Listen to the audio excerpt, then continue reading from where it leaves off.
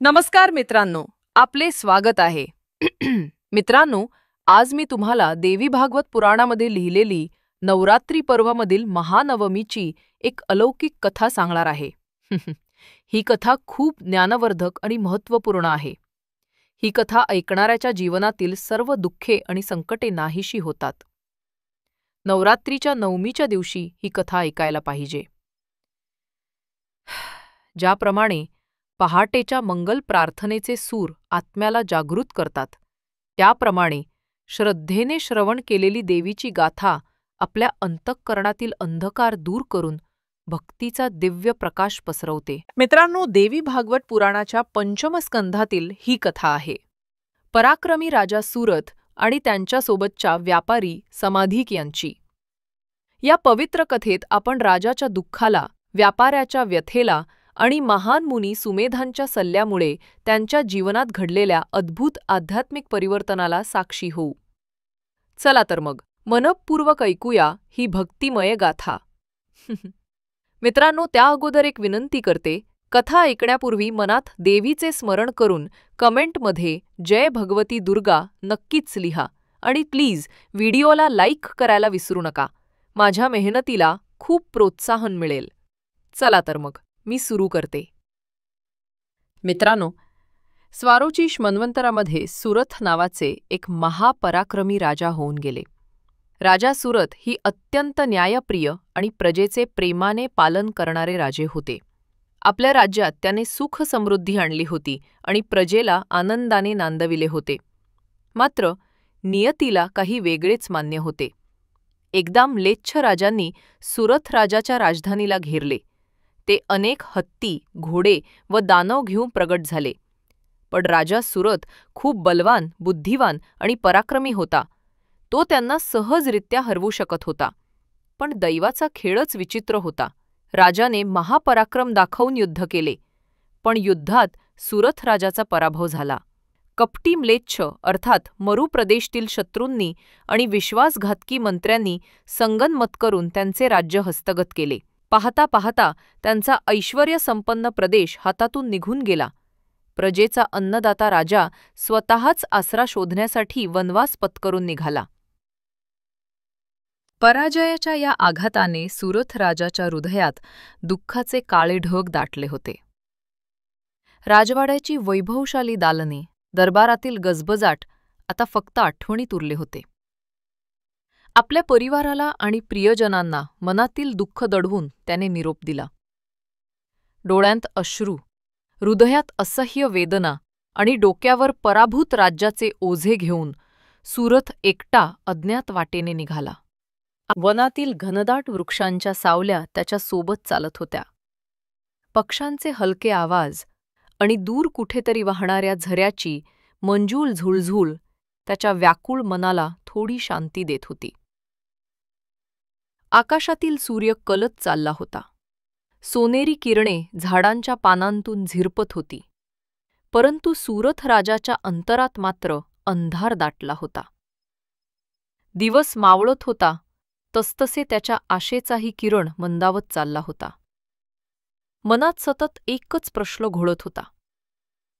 माझं सर्वस्व हरपलं, आता माझं उरलं तरी काय? अखेरीस भटकत भटकत सुरथ एका विशाल वटवृक्षाखाली क्षणभर विसाव्यास बसला. दूरवर त्याला धूर आणि एका झोपडीची धूसर रूपरेषा दिसली. तो उठून त्या दिशेनं गेला. काही वेळात तो एका आश्रमाच्या प्रवेशद्वाराशी पोहोचला. त्या आश्रमाभोवती पवित्रता आणि शांतीची तेजोमय प्रभा पसरली होती. प्राचीन वृक्षांच्या कुशीत निसर्गाच्या सान्निध्यात वसलेले ते स्थान अलौकिक भासत होते. आश्रमाच्या अंगणात वेदीवरचा धूपकुंड मंदपणे धगधगत होता आणि वाऱ्याबरोबर सुगंध दरवळत होता. हे दृश्य पाहताच सुरथ राजाचे व्याकुळ मन क्षणभर शांत झाल्यासारखे झाले. त्याच्या दुःखी हृदयाला आश्रमाच्या नीरव शांततेने एक दिलासा दिला. सुरथला आश्रमाच्या आवारात अजून एक दुःखी चेहऱ्याची व्यक्ती दिसली. साध्या फाटलेल्या वस्त्रातील मध्यवयीन मनुष्य आश्रमाच्या एका वृक्षाजवळ दगडावर मान खाली घालून बसला होता. त्याच्या डोळ्यांत अश्रू तरळत होते आणि मुखावर प्रचंड वेदनेची छाया होती. सुरथ सावधपणे त्याच्याजवळ गेला. बंधू, आपण कोण आणि एवढे व्याकुळ का दिसता? सुरथने हलकेच विचारले. त्या अनोळखी मनुष्याने हळूवार नजरेने वर पाहिले. त्याने सुरथला वंदन केले आणि आपल्या दुःखाचे ओझे शब्दात उतरवू लागला. माझं नाव समाधिक, तो मंद स्वरात म्हणाला. मी एका श्रीमंत व्यावसायिक घराण्यातला व्यापारी होतो. आयुष्यभर दानधर्म आणि परोपकार करत जगलो. गरजूंची मदत करण्यात मला आनंद वाटे. पण तो दीर्घ उसासा घेत पुढे बोलू लागला. पण माझ्या स्वतःच्या लोकांनीच शेवटी मला घराबाहेर काढलं. समाधिकाच्या स्वरातील वेदना ऐकून सुरथ शांतपणे ऐकत राहिला. समाधिक पुढे सांगू लागला.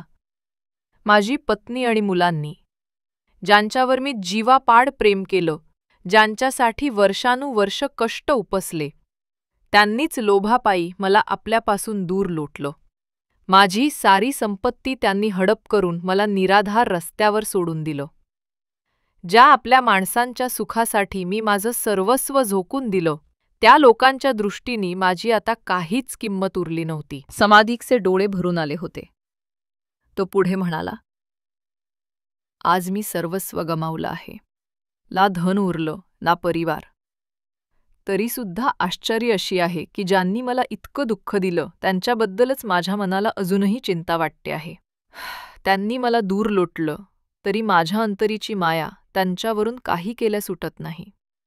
माझा स्वतःचा मीच प्रश्न विचारतो, असे का होते आहे? ज्यांनी मला धोका दिला त्यांचीच मला आठवण येते, त्यांचीच मला काळजी वाटते. माझं मन असं इतकं मूढ का बनलं आहे? सुरथने समाधानाने समाधिकाकडे पाहिले. बंधू, तुझी व्यथा ऐकून माझ्याही जखमा जाग्या झाल्या, तो म्हणाला. मी सुरथ, या आसपासच्या राज्याचा माजी राजा. असे म्हणत त्याने स्वतःची दुःखकथा थोडक्यात सांगितली. शत्रूंकडून झालेला पराभव, मंत्र्यांचा विश्वासघात आणि सर्वस्व गमावल्याचे दुःख यांची कहाणी त्याने समाधिकाला ऐकवली. सुरथ पुढे शांत स्वरात बोलू लागला. तुला कदाचित आश्चर्य वाटेल, पण राज्य हरवूनही माझं मन अजूनही तिथेच अडकून पडलं आहे. माझ्या प्रजेची, माझ्या राज्यातील संपत्तीची, अगदी त्या निसटलेल्या राजसिंहासनाची आणि माझ्या सैन्यातील वीरांची देखील मला काळजी वाटते. ज्यानं मला हरवलं ते राज्य मी का विसरू शकत नाही? माझं मन का एवढं असह्य झालंय? तोपर्यंत संध्याकाळ होत आली होती. आश्रमातील त्या शांत परिसरात सूर्यास्ताचे सोनेरी कवडसे पसरले होते. इतक्यात आश्रमाच्या मुख्य झोपडीच्या द्वारातून एक तेजस्वी महापुरुष बाहेर आले. ऋषी सुमेधांना समोर पाहताच सुरथ आणि समाधिक पटकन उठून त्यांच्या चरणी नतमस्तक झाले. ऋषींनी प्रेमाने त्यांना उठवून उभे केले व मस्तकावर आशीर्वाद ठेवला. सुमेध ऋषी अत्यंत तेजस्वी तरीही सौम्य मुद्रेचे होते. त्यांच्या चेहऱ्यावर करुणेचा शांत प्रकाश झळकत होता. मुलांनो, ऋषींनी शांत मधुर स्वरात विचारले, तुमच्या डोळ्यांत अश्रू का दाटले आहेत? कोणत्या दुःखाने तुमची मने व्याकुळ झाली आहेत? ऋषींच्या या संवेदनशील प्रश्नाने सुरथ आणि समाधिकचे दुःख पुन्हा उफाळून आले. दोघेही विनम्रपणे आपापली कहाणी महर्षींना सांगू लागले. सुरथ राजाने आपला राज्यहरणाचा आणि वनवासाचा वृत्तांत कथन केला. समाधिकने आपल्या कुटुंबाकडून झालेल्या अन्यायाची व्यथा मांडली.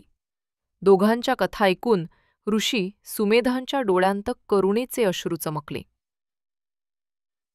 सुरथ ऋषींना म्हणाला, भगवन, आम्ही दोघे सर्वस्व गमावलेले असूनही आमची मने अजूनही त्या हरवलेल्या गोष्टींमध्येच गुंतून आहेत. मी माझ्या हरवलेल्या राज्याच्या चिंतेत अजूनही गुरफटलो आहे आणि हा व्यापारी आपल्या त्यागलेल्या कुटुंबाचीच काळजी करत आहे. आम्ही या मोहपाशातून मुक्त का होऊ शकत नाही? आमच्या मनाची आसक्ती का सुटत नाही हेच समजत नाही. समाधिकनेही डोकं वाकवून कांपऱ्या आवाजात म्हणत विचारले, ज्यांनी माझ्याशी निष्ठुर वागणूक केली त्यांच्यावर देखील माझे मन माया का करते आहे? कृपा करून या कोड्याचे उत्तर द्या. सुमेध ऋषी दोघांचे प्रश्न ऐकत होते. हलकेसे स्मित करीत त्यांनी उत्तर दिले, हे राजन आणि वत्सा, हे जगातील आश्चर्य म्हणजेच महामायेची लीला आहे. तुमच्या मनाची ही जी अवस्था झाली आहे ना, ती कोण्या सामान्य कारणाने नाही, तर स्वयं देवीच्या योगमायेने निर्माण झाली आहे. सुरथ आणि समाधिकणे आश्चर्याने एकमेकांकडे पाहिले. ऋषी पुढे सांगू लागले, म्हणून संत म्हणतात की देवी महामाया अज्ञानरूपी अंधाराने सर्वांना व्यापून टाकते. अगदी ज्ञानी पुरुषही तिच्या प्रभावाखाली चकमतात. हीच ती आदिशक्ती आहे, जिला आपण भगवती दुर्गा म्हणून ओळखतो. आदिमातेची महिमा अपरंपार आहे. सारा चराचर जगत जिच्यातून उत्पन्न होते, पालनपोषण होते आणि समय आला की लय पावते, तीच ही परमेश्वरी शक्ती आहे. सुरथ आणि समाधिक आरुद्ध श्वासाने ऐकत होते. ऋषींचे प्रत्येक शब्द जणू अमृतधारा बनून त्यांच्या जखमी मनावर पडत होते. सुमेध ऋषींचा नितळ आवाज आश्रमाच्या शांत वातावरणात घुमला. राजन, परमेश्वरी महामाया हाच तो कारणभूत शक्तितत्व आहे, ज्यामुळे जगातील प्रत्येक जीव आपल्या मायेच्या तंतूंनी बांधला गेला आहे. ती एक अदृश्य जादूगारिणी आहे, जी भ्रामक मोहाचे जाळे विणते, ज्यात पडून राजा असो वा रंक, सर्वजण आपल्या खऱ्या स्वरूपाला विसरतात. तुमचे मन राज्याच्या आसक्तीत अडकले आहे आणि या व्यापाऱ्याचे मन कुटुंबाच्या मायेने ग्रासले आहे. हे सारे तिच्या लीलेंतच आहे. ऋषींचे शब्द ऐकून दोघांच्या मनांतील धुकं दूर होत होतं. समाधिकने कुतूहलाने विचारले, म्हणजे आपण जिची पूजा करतो तीच देवी या सर्व मोहांची मूळ कारण आहे?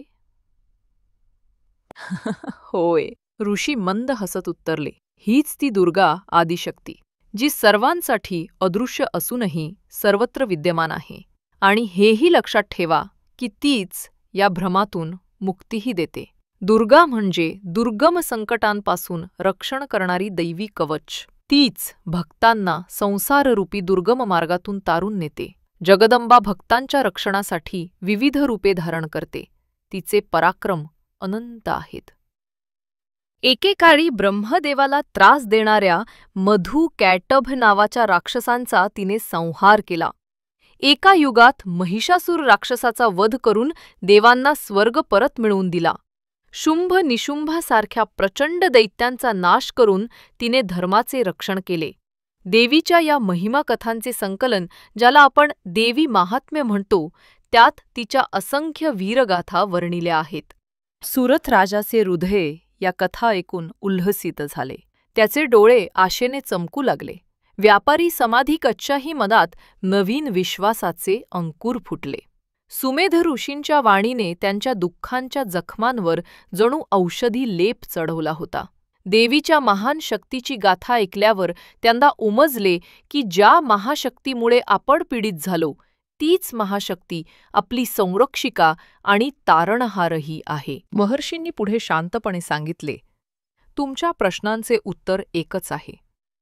त्या परमेश्वरीचे शरण जावे. भगवतीच तुमची ही आसक्ती दूर करू शकते. तिची आराधना करा, तिला प्रसन्न करा. ती देवी अशी आहे की जिची उपासना केल्यास मानवाला भोग, स्वर्ग आणि मोक्ष तिन्ही फळांची प्राप्ती होते. तिच्या चरणी शरण गेलात तर तुमचे जीवन धन्य होईल. महर्षींचे मार्गदर्शन मिळताच सुरथ आणि समाधींच्या अंतरातील निराशेचे मळब दूर झाले. आता त्यांच्या नजरेत भक्तीचा एक नवा तेज आणि स्फूर्ती चमकत होती. दोघेही एकमताने ऋषी सुमेधांच्या चरणी नतमस्तक होत म्हणाले, गुरुवर्य, आम्हाला आता त्या जगन्मातेची उपासना आरंभ करायची आहे. कृपा करून आम्हाला योग्य मार्गदर्शन करावे. आम्ही कठोर तप करून देवीला प्रसन्न करू इच्छितो. सुमेध ऋषींनी प्रसन्न मुद्रेने दोघांकडे पाहिले. तुमचा निश्चय अतिशय स्तुत्य आहे, ते म्हणाले. देवीची उपासना करताना श्रद्धा, सबुरी आणि कठोरता या 3 गोष्टी आवश्यक असतात. मी तुम्हाला देवीचा अत्यंत पवित्र असा नवाक्षरी मंत्र देतो. असे म्हणून ऋषींनी ध्यानस्थ होत आपल्या अंतःप्रेरणेतून एक दिव्य मंत्र उच्चारला. ओम ऐं ह्रीं क्लीं चामुंडायै विच्चे. या मंत्राच्या उच्चाराबरोबरच जणू आश्रमभर एक पवित्र स्पंदन पसरले. हा मंत्र चंडिकेचा मूलमंत्र आहे, ऋषींनी स्पष्ट केले. यातील प्रत्येक अक्षरात देवीची अपार शक्ती सामावलेली आहे. मन एकाग्र करून या मंत्राचा जप करा. उद्यापासून शारदीय नवरात्र सुरू होत आहे. तुम्ही आजपासूनच 9 रात्रींचे नवरात्र व्रत पाळायला सुरुवात करा. या काळात उपवास, जागरण आणि अखंड मंत्रजप करून देवीचे मनःपूर्वक ध्यान करा. पवित्र नदीकाठी जाऊन कुशासनावर बसा आणि साधना प्रारंभ करा. देवी प्रसन्न होण्यासाठी हा साधनामार्ग फलदायी ठरेल. जशी आज्ञा गुरुदेव. सुरथ आणि समाधिकने एक संघ उत्तर दिले. त्यांच्या चेहऱ्यांवर आता अपूर्व तेज आणि समाधान पसरले होते. आपल्या उद्धाराचा मार्ग सापडल्याचा दिलासा त्यांच्या मनाला जाणवत होता. ऋषींना पुनः प्रणाम करून ते दोघे आश्रमाबाहेरील पवित्र नदीकिनारी तपस्येसाठी योग्य स्थळ शोधू लागले. हृदयात देवीच्या चरणांवर अखंड श्रद्धा ठेवून त्यांनी नवरात्र साधनेचा दृढ संकल्प केला. त्या दिवसापासून सुरथ आणि समाधिकने नदीच्या किनाऱ्यावर आपल्या साधनेला प्रारंभ केला. त्यांनी वाळूत देवीची एक लहान मूर्ती स्वतःच मातीपासून घडवून स्थापन केली आणि तिची मनोभावे पूजा सुरू केली. पहाटे त्या निर्मळ नदीत स्नान करून दोघे कुशांच्या आसनावर बसत. सूर्योदयाच्या लाल किरणांसमोर ते घटस्थापना करून देवीची आरती करत. मग दिवसभर ध्यान, धारणा व मंत्रजप करण्यात व्यतीत करत असत. रात्री चंद्राच्या शीतल प्रकाशाखाली दिवे लावून जागरण केले जाई. फुलांच्या मंद सुगंधात, धूपाच्या वलयात आणि यज्ञकुंडाच्या अग्निस्थळी ते प्रतिदिन भगवतीची निष्ठेने आराधना करू लागले. कालांतराने त्यांनी तपश्चर्या अधिकाधिक कठोर करत नेली. पहिल्या वर्षी त्यांनी दिवसातून फक्त एकदा अल्पसा फलाहार घेतला. उर्वरित वेळ उपवास करून जप आणि देवीच्या महात्म्याचे पारायण करत होते. दुसऱ्या वर्षी त्यांनी फळेसुद्धा त्यागली आणि केवळ जंगलातील कोमेजलेली पाने चघळून उदरनिर्वाह केला. तरीही त्यांच्या मंत्रसाधनेत किंचितही खंड पडला नाही.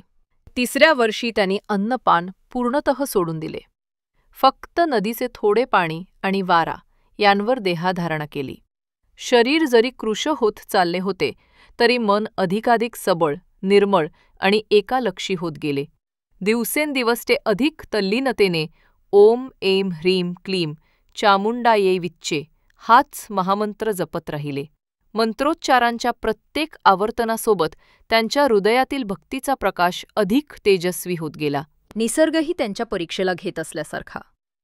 कधी प्रखर उन्हाचे चटके देई, कधी मुसळधार पावसाचा मारा करी, तर कधी हिवाळ्याची कडक थंडी अंगावर येई. परंतु सुरथ आणि समाधिक निर्धाराने अचल राहिले.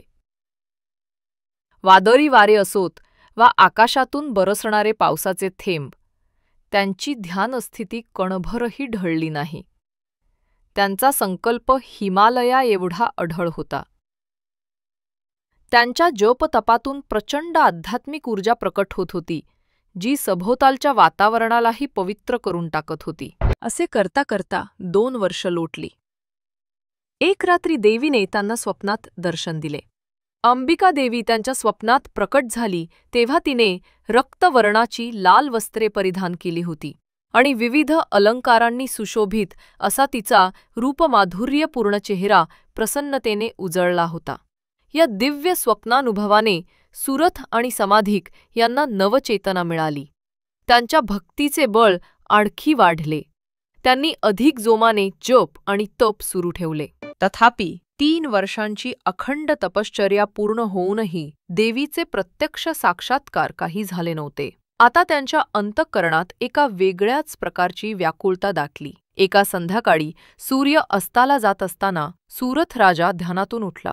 त्याचे डोळे तीव्र भावनेने लाल होत होते. समाधिककडे पाहत तो व्याकुळ होऊन म्हणाला, बंधू समाधिक, आपण जिभेवर देवीचं नाम घेत 3 वर्ष व्यतीत केली, उपवास केले, आपली शक्ती संपेपर्यंत प्रयत्न केले, तरीसुद्धा आपली माता अद्याप दर्शनाला आली नाही. आता या देहाचे आपल्याला काहीही प्रयोजन उरलेले नाही. आईचे रूप डोळ्यांनी न पाहता मी आता एक श्वासही पुढे घेऊ शकत नाही. आपण आपले जीवनच तिच्या चरणी समर्पण करूया.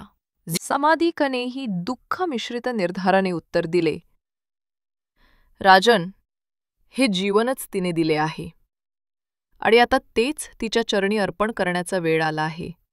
मीही तुमच्यासोबत प्राणार्पण करायला तयार आहे. देवीला प्रसन्न करण्यासाठी या पलीकडे आणखी आपण काय देऊ शकतो? त्या रात्री नदीकाठी त्यांनी एका जागी लहान त्रिकोणी यज्ञकुंड तयार केले. मंत्र जपत त्यांनी अग्नी प्रज्वलित केला. दोघांच्या डोळ्यांत देवीच्या विरहाचे अश्रू तरळत होते, पण चेहऱ्यावर विलक्षण शांत निर्धार झळकत होता. अचानक सुरथ राजाने आपल्या तलवारीने स्वतःच्या बाहूवर घाव घालून जखम केली. त्यातून ओघळणारे रक्ताचे थेंब त्याने अग्निकुंडात आहुती म्हणून अर्पण केले. तो आर्त स्वरात उद्गारला, हे आदिशक्ती जगदंबे, तुझ्या दर्शना वाचून हे जीवन मला नकोसे आहे. माझे हे रक्त तुला अर्पण. हे पाहताच समाधिकनेही मागे हटण्याचा प्रश्नच नाही. त्यानेही धीर एकवटून आपल्या त्वचेवर छरी चालवली आणि रक्तबिंदूंचा त्याग आहुती म्हणून देवीला अर्पण करू लागला. दोन्ही भक्तांच्या या अंतिम बलिदानाची तयारी पाहून देवीचे हृदय करुणेने भरून आले. क्षणार्धातच त्या यज्ञकुंडातून एक तेजस्वी ज्योती प्रकट झाली.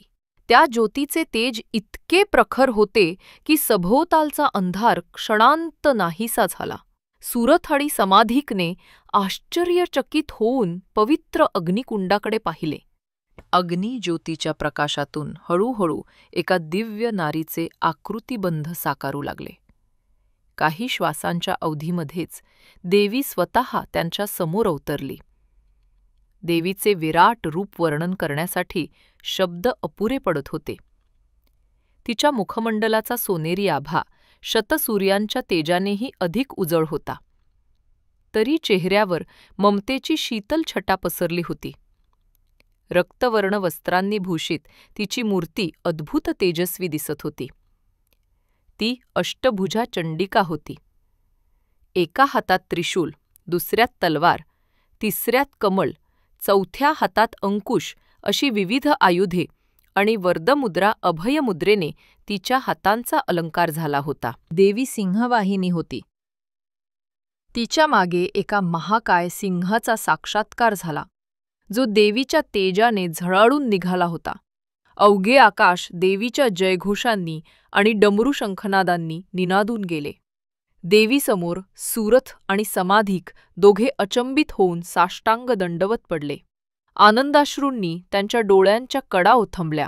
ह्या क्षणासाठीच जणू त्यांनी आयुष्यभर तळमळ केली होती. खुद्द माता दुर्गा त्यांना प्रत्यक्ष दर्शन देत होती. देवीने उद्गारले, उठा माझ्या प्रिय भक्तांनो. देवीचा स्वर प्रेमळ आणि मधुर होता. दोघांनीही डोळ्यांत अश्रू भरून वर पाहिले. भगवतीचे लोभस्रूप त्यांच्या समोर तरळत होते. देवीने हाताच्या इशाऱ्याने त्यांना उभे राहण्यास सांगितले. तुमच्या परमभक्तीने मी अत्यंत प्रसन्न झाले आहे. अंबिकेचे शब्द त्यांच्या कानात अमृतधारेसारखे बरसले. राजा सुरथ आणि पुत्र समाधिक, तुमची अखंड निष्ठा पाहून माझे हृदय विरघळून गेले आहे. मागा, काय हवे ते मागा. आज माझ्या कृपेने तुमच्या सर्व मनोकामना पूर्ण होतील. देवीच्या वाणीतील वात्सल्याने दोघेही पूर्णपणे द्रवून गेले. सुरथ राजाने थरथरत्या स्वराने हात जोडून पुढे येत म्हटले, जगदंबे, माझी एकच इच्छा आहे. तुझ्या कृपेने मला माझे हरवलेले राज्य परत मिळावे. ज्यांनी माझ्यावर अन्याय केला त्यांच्यावर मला स्वशक्तीने विजय मिळवू दे आणि मी पुन्हा न्यायाने राज्यकारभार करू दे. प्रजेचे रक्षण करून तुझ्या आशीर्वादाने दीर्घकाळ राज्य करू शकणे हेच माझे स्वप्न आहे. देवीने प्रसन्न हसत आशीर्वादाचा हात त्याच्यावर फिरवला. तथास्तु, ती उदारतेने म्हणाली, राजन, तू आपल्या राज्याकडे परत जा. तुझे शत्रू आता निर्बल झाले आहेत आणि त्यांचा पराभव होणार आहे. तुझे मंत्रीगण स्वतः चालत येऊन तुझ्या चरणी नतमस्तक होतील आणि पुन्हा तुझ्या सेवेत हजर होतील. निर्भयपणे आपल्या राजधानीत प्रवेश करून प्रजेची पुन्हा सेवा कर. माझ्या आशीर्वादाने कोणीही तुला रोखू शकणार नाही. आजपासूनच तुझ्या वैरींचा नाश आरंभ होईल. मी तुला 10,000 वर्ष राज्य करण्याचा वर देत आहे. इतका काळ तू पृथ्वीवर सुखाने राज्य करशील.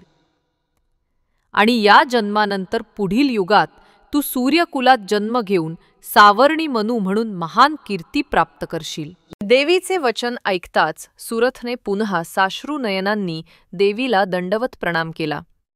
मग भगवतीने मातेसारख्या स्वरात समाधीकडे पाहिले. वत्सा, तुलाही काही वर मागायचं आहे का? व्यापारी समाधीकने डोळे मिटून देवीची स्तुती केली. त्याच्या हृदयातील सारा संताप आणि दुःख नाहीसे झाले होते. तो विनम्र स्वरात म्हणाला, माते, आता मला घरदार, धनदौलत यापैकी काहीचीही इच्छा नाही. हे सर्व स्वप्नासारखे क्षणभंगूर आहे. तू केवळ अशी कृपा कर की मला आत्मज्ञान प्राप्त होऊ दे, जेणेकरून मला खरी शांती मिळेल आणि मी या मायेच्या बंधनातून कायमचा मुक्त होऊ शकेन. तथास्तु. देवीने प्रेमळ स्वरात उत्तर दिले, वत्सा, तुला निश्चितच आत्मज्ञान लाभेल. देवीने दोघांकडे भरून आलेल्या प्रेमाने पाहिले आणि म्हणाली, माझे प्रिय भक्तांनो, तुमची भक्ती मला अत्यंत संतुष्ट करीत असते. जेव्हा जेव्हा तुम्ही श्रद्धेने माझे स्मरण कराल, तेव्हा तेव्हा मी सदैव तुमच्या पाठीशी उभी राहीन. हे आश्वासक शब्द उच्चारून देवीने त्यांना आशीर्वाद दिला आणि त्या तेजोमय रूपात अंतर्धान पावली. काही क्षण त्या परिसरात सुगंधित वारा झुळूझुळू वाहत राहिला, जणू देवीच्या उपस्थिती जाणवत होती. देवी अंतर्धान होताच काही वेळ सुरथ आणि समाधिक तिथेच उन्मनी अवस्थेत उभे राहिले. त्यांच्या कानात अद्याप देवीची अमृतवाणी गुणगुणत होती आणि मनात तिच्या तेजस्वी रूपाची छबी कोरली गेली होती. दोघांनीही पुन्हा एकदा त्या पवित्र भूमीला वंदन केले जिथे देवीचे चरण लागले होते. मग ते वेगाने आश्रमाकडे धावले आणि ऋषी सुमेधांना या अद्भुत दर्शनाची सारी हकीकत सांगितली. मुनी सुमेधांनी त्यांना प्रेमाने आलिंगन दिले व देवीचा जयघोष केला.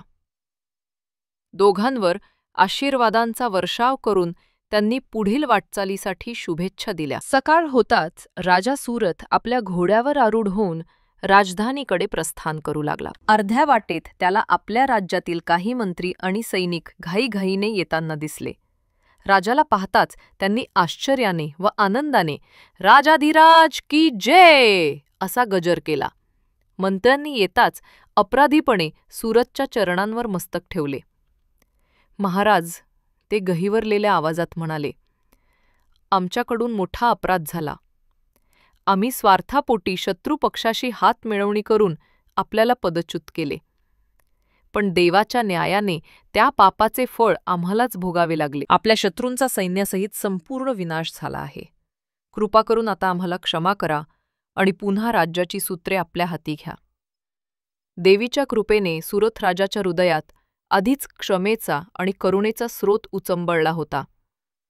त्याने आपले पतित मंत्रीगण उचलून उभे केले आणि त्यांच्या मस्तकावर हात ठेवून त्यांना माफ केले. ज्या देवीने स्वतः त्याचा उद्धार केला, तिची इच्छा असेल तर राग ठेवण्यात काहीही अर्थ नसल्याचे तो मनोमनी जाणून होता. सुरथ विजयीपणे आपल्या राजधानीत परतला. प्रजाजनांनी आपल्या प्रिय राजाचे पुनरागमन होताच आनंदोत्सव साजरा केला. शहरभर फुलांच्या पायघड्या घातल्या गेल्या. राजवाड्यावर पुन्हा एकदा दुंदुभी आणि शंखनाद घुमू लागले. राजा सुरथने देवीची भव्य पूजा आयोजित करून राज्यकारभाराचा पुनश्च शुभारंभ केला. त्याच्या अंतःकरणात देवीबद्दल अपार श्रद्धा व भक्ती निर्माण झाली होती.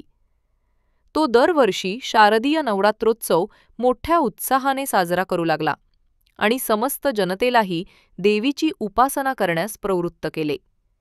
देवीच्या कृपाछत्राखाली त्याचे राज्य पुन्हा सुखसमृद्धीने भरभराटीला आले.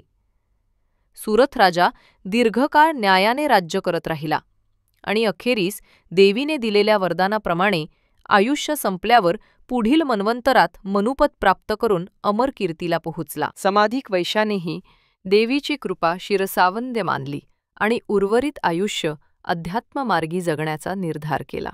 ज्यांनी त्याला दुःख दिले त्या सर्वांविषयीचा अंतरील राग विद्वेष त्याने दूर सारला आणि ज्या कुटुंबासाठी तो व्याकुळ होता त्यांच्यासाठी आता देवीच रक्षणकर्ती आहे असा दृढ विश्वास ठेवून त्यांना मनोमन माफ केले. काही दिवसांनी सुमेध ऋषींचे आशीर्वाद घेऊन तो पुन्हा वनवासास निघाला. देशोदेशी फिरून तो देवीची पवित्र स्थळे पाहू लागला. ज्या कोणाला भेटेल त्याला तो जगन्मातेची महिमा आणि ही अद्भुत कहाणी सांगत असे. देवीच्या जयगाथांनी त्याचे हृदय सदैव प्रफुल्लित राहू लागले.